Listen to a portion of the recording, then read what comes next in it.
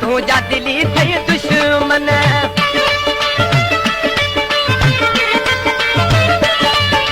गदार आहिनि गदार रहंदा तुंहिंजा दिली अथई दुश्मन ओह वलो करे तन खां लंघ तूं दूर गुज़ार मुंहिंजा मन इहे कोन कॾहिं बि थी अथई सचा इहे कोन कॾहिं बि थी अथई सचा चकर में फासी न पवी चकर में फासी न पवी चकर में फासी न पवी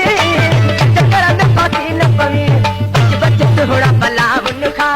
इन्हनि जे बुरन सलाह हुन खां बच बच सोहड़ा भला हुन खां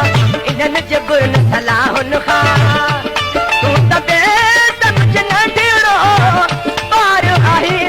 तूं त बेसमझ नंढिड़ो ॿार आहीं चकर में फासी न पवी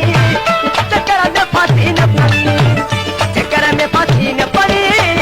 चकर में फासी न पवी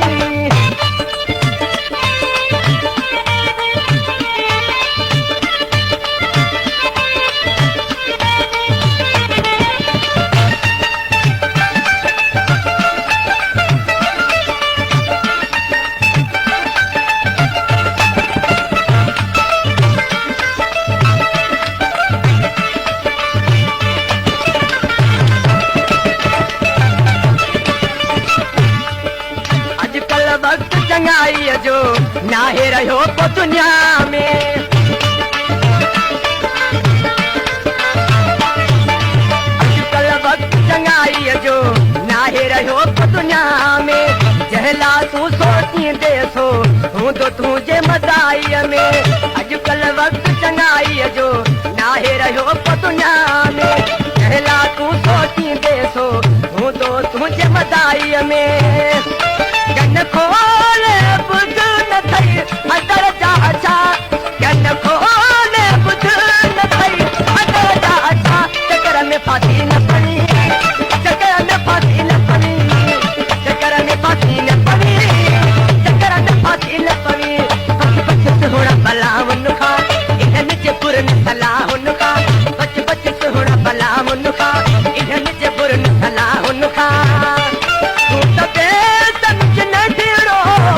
ॿार आहीं तूं त बेसमझ नंढिड़ो ॿार आहीं चकर में फासी न पवी चकर में फासी न पवी चकर में फासी न पवी चकर में फासी न पवी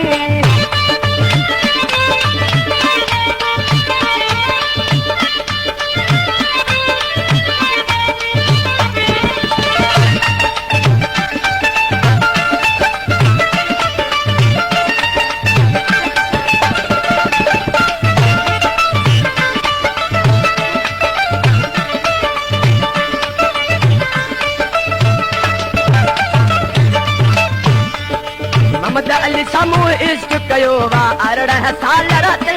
जा